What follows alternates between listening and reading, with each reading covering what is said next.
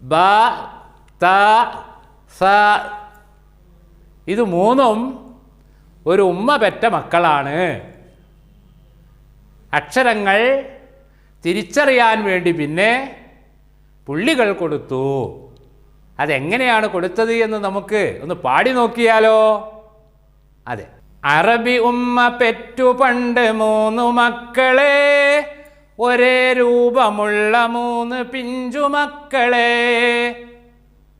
അറബി ഉമ്മ പെറ്റു പണ്ട് 3 മക്കളെ, ഒരേ രൂപമുള്ള 3 പിഞ്ചുമക്കളെ.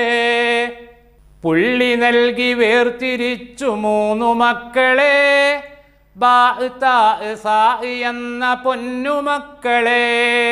പുള്ളി നൽകി വേർതിരിച്ചു 3 മക്കളെ, ബാ താ സാ എന്ന പൊന്നുമക്കളെ. താഴെയൊരു പുള്ളി നൽകി കുഞ്ഞുബായിന്, മേലെ 2 പുള്ളി നൽകി കുഞ്ഞുതായിന്.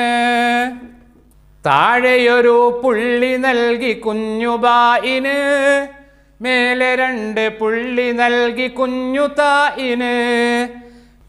താഴെയൊരു പുള്ളി നൽകി കുഞ്ഞുബായിന്, മേലെ 2 പുള്ളി നൽകി കുഞ്ഞുതായിന്.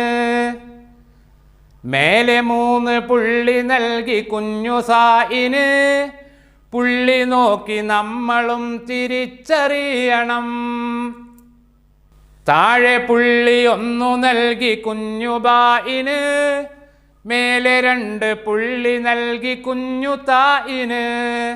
മേലെ 3 പുള്ളി നൽകി കുഞ്ഞുസായിന്. പുള്ളി നോക്കി നമ്മളും തിരിച്ചറിയണം.